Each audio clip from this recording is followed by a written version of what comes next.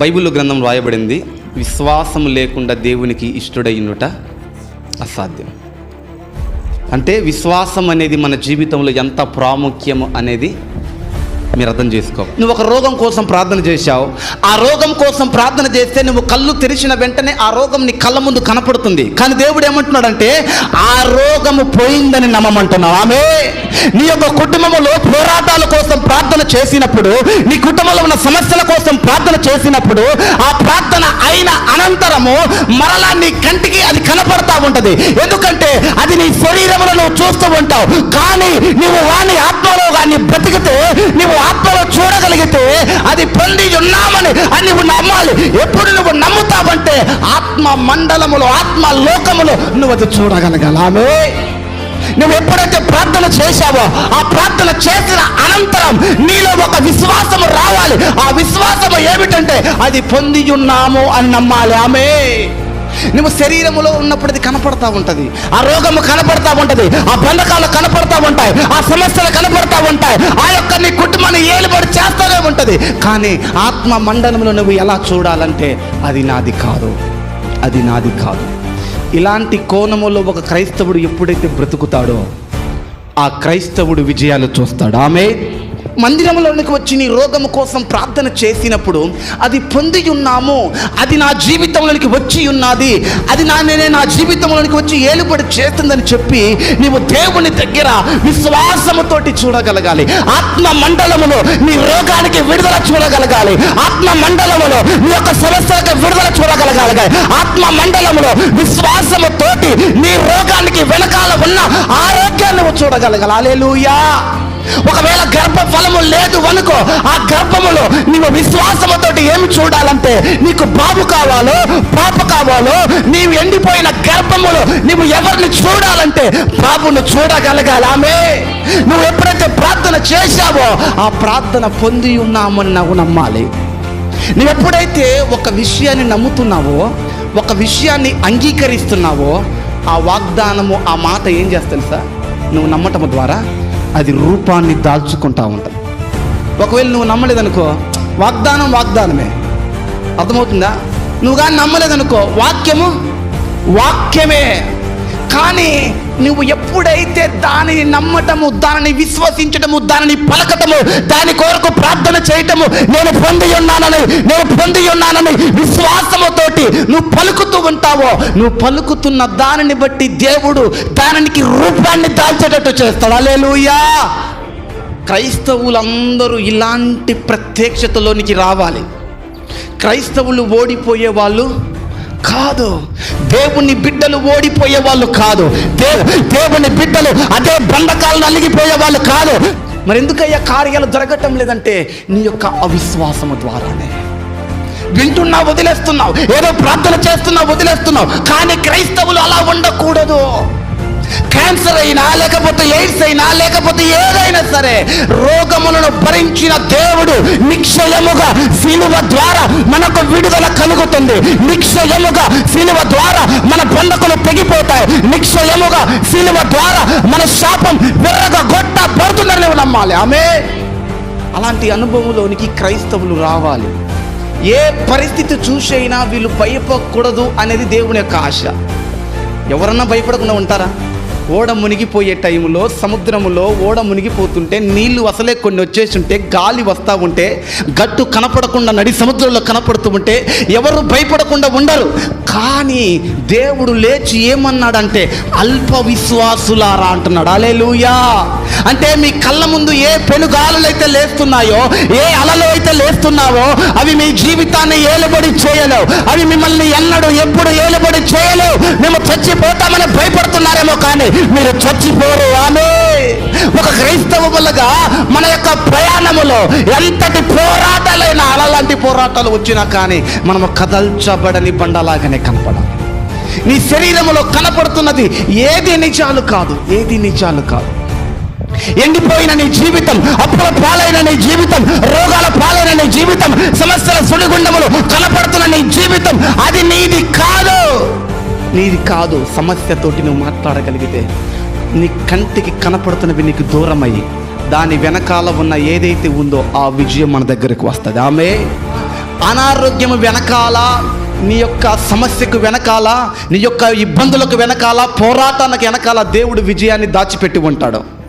దానిని మనము జయించగలగాలి. ఆమె నా ప్రియమైన దేవుని బిడ్డలారా, నీ యొక్క సమస్యల వెనకాల, పోరాటాల వెనకాల నువ్వు విశ్వాసముతో కానీ నిలబడితే దాని తర్వాత విజయము మనదే. ఆమె నేనేం చెప్పదలుచుకున్నానంటే, క్రైస్తవ ప్రపంచములో మనము ఎదుర్కొంటున్నవి అవి మన జీవితంలో ఉండటానికి వీలు లేదు. క్రైస్తవులు ఎదుర్కొంటున్నవి మన జీవితాన్ని ఏలుబడి చేయడానికి వీలు లేదు. ఎందుకంటే పునరుద్ధానమందు సమాధిలో అవన్నీ సమాధి చేయబడ్డాయి. ఇవన్నీ ఎప్పుడు మనకు వచ్చాయంటే, ఏదేను తోటలో ఆదాము అవ్వలు పాపము చేసిన తర్వాత ఇవన్నీ మన జీవితంలోకి ఎంటర్ అయిపోయాయి. అంతకుముందు ఏమీ లేదు. ఎప్పుడైతే మనిషి పాపంలో పడిపోయాడో ఆ తర్వాత ఇవన్నీ మన జీవితానికి వచ్చాయి. కానీ మరలా దేవుడు వచ్చి పునరుద్ధానమందు వాటిని అన్నిటినీ సమాధి చేశాడు. ఆమె హల్లెలూయా. ఎందుకంటే ఒకవేళ నా శరీరములో అది ఉండొచ్చేమో, కానీ ఒకవేళ నా కంటికి అది కనపడొచ్చేమో, కానీ అది నా జీవితాన్ని ఏలుబడి చేయలేదు. దాని ద్వారా ఎలాంటి అపాయకరమైన దినములు చూడడానికి వీలు లేదు అని చెప్పి నేను ప్రతిరోజు ప్రార్థన చేస్తూ ఉంటా. ప్రతిరోజు ఇట్లా చేయి పెట్టి యేసు నామములో ఆ కిడ్నీలు రెండుగా అవునుగా కానీ పలుకుతా ఉంటా. ఎందుకంటే నువ్వు ఏదైతే నమ్ముతుంటావో, నువ్వు ఏదైతే పలుకుతుంటావో, నువ్వు ఏదైతే విశ్వసిస్తూ ఉంటావో అది రూపమును దాచుకొని నీ జీవితంలోనికి వచ్చి ఒక రోజు కళ్ళ ముందు నిలబడతా. హల్లెలూయా. నీ తాగుబోతు భర్తను చూసి నువ్వు భయపడకూడదు. నీ యొక్క ఎండిపోయిన గర్భాన్ని చూసి నువ్వు భయపడకూడదు. నువ్వు ఎదుర్కొంటున్న పోరాటాలు చూసి నువ్వు భయపడకూడదు. ఎందుకంటే దేవుడు ఆల్రెడీ వాగ్దానాలు చేశాడు. వాగ్దానం చేసిన దేవుడు నమ్మదగిన వాడు. హల్లెలూయా. అబ్రహాముతో దేవుడు ఏమని చెప్పాడంటే, అబ్రహామా, నీవు గాని నీ తండ్రిని ఇంటిని విడిచిపెట్టు, నేను చూపించు దేశానికి వెళితే నిన్ను ఆశీర్వాదింపజేస్తానన్నాడు. ఒంటరిగానే వచ్చాడు, ఒంటరిగానే ప్రయాణం చేస్తున్నాడు. అబ్రహామును దేవుడు ఎంతగానో ఆశీర్వదించాడు. అబ్రహాము దేవుని నమ్మెను, అది అతనికి నీతిగా ఎంచబడెను. ఆమె మాట ఇచ్చిన దేవుడు నమ్మదగిన వాడు, మాట ఇచ్చిన దేవుడు నమ్మదగిన వాడు, పిలిచిన దేవుడు నమ్మదగిన వాడు, ఆశీర్వదిస్తానన్న దేవుడు నమ్మదగిన వాడు అని చెప్పి ఆయన ఏ పరిస్థితి ఎదుర్కొంటున్నారో ఆ పరిస్థితి వైపు చూడాల. ఆయన ఏ పరిస్థితి ఎదుర్కొంటున్నాడో ఆ బంధకాల వైపు చూడాల. ఆయన ఏ పరిస్థితి ఎదుర్కొంటున్నాడో, ఏ యొక్క ఒంటరి జీవితాన్ని ఎదుర్కొంటున్నాడో ఆ ఒంటరి జీవితం వైపు చూడలే.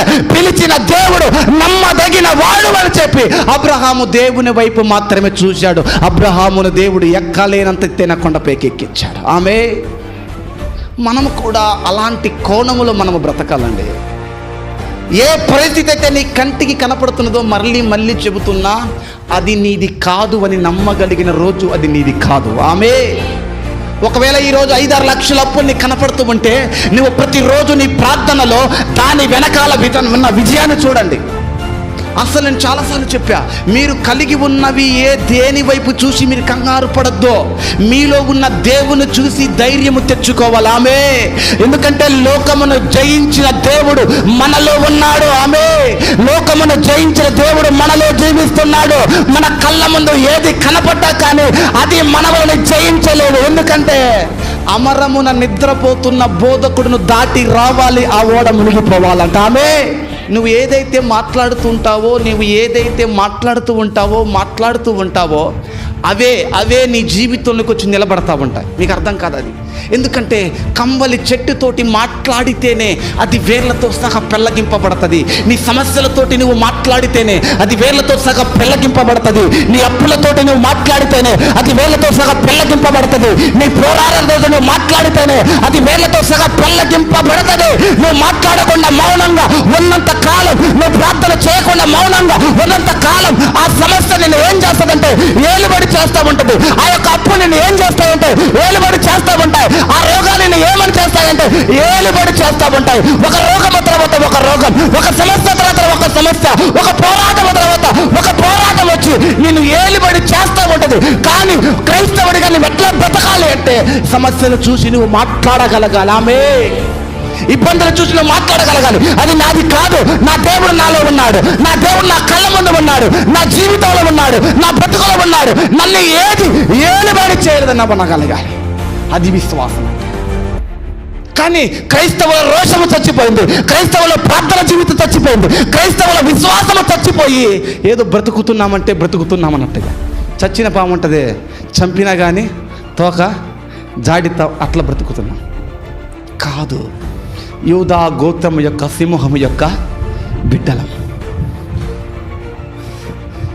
దేవుడు ఏమన్నాడంటే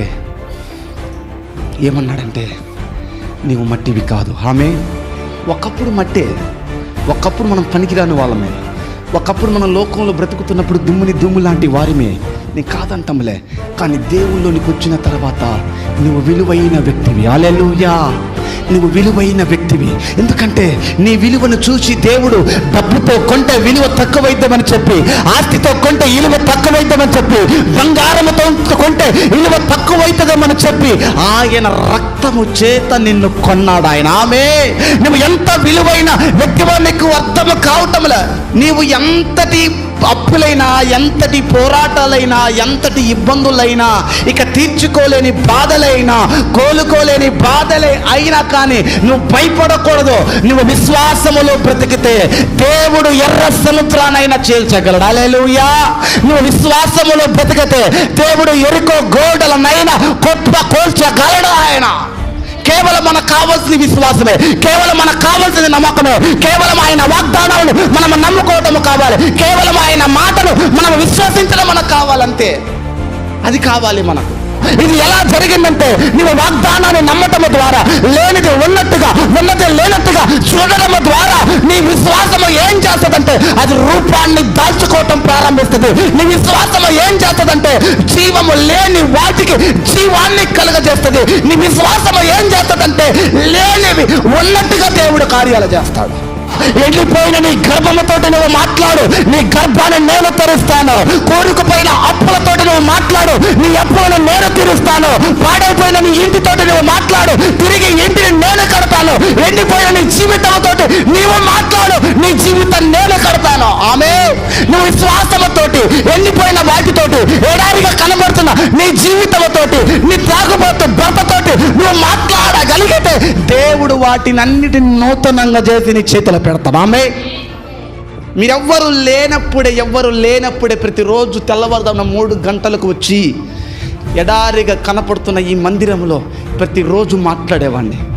అక్కడికి వచ్చి ఇప్పటికీ తెల్లవారుదాము 3 గంటలకు వచ్చి ఎక్కడెక్కడైతే ప్లేసులు ఖాళీ కనపడుతున్నాయో అక్కడికి వచ్చి ప్రతిరోజు ఇక్కడ పబ్లిక్ నిండాలి, ఇక్కడ జనాలు రావాలని ప్రతిరోజు విశ్వాసంతో మాట్లాడుతూ ఉంటాం. ఎందుకు మాట్లాడుతూ ఉంటామంటే నువ్వు పలుకుతున్నది నీ జీవితంలోకి వస్తుంది, నువ్వు విశ్వసిస్తున్నది నీ జీవితంలోకి వస్తుంది, నువ్వు బ్రతుకుతున్నది నీ జీవితంలోకి వస్తుంది. అది నువ్వు నమ్మకపోతే నీకు రాదు.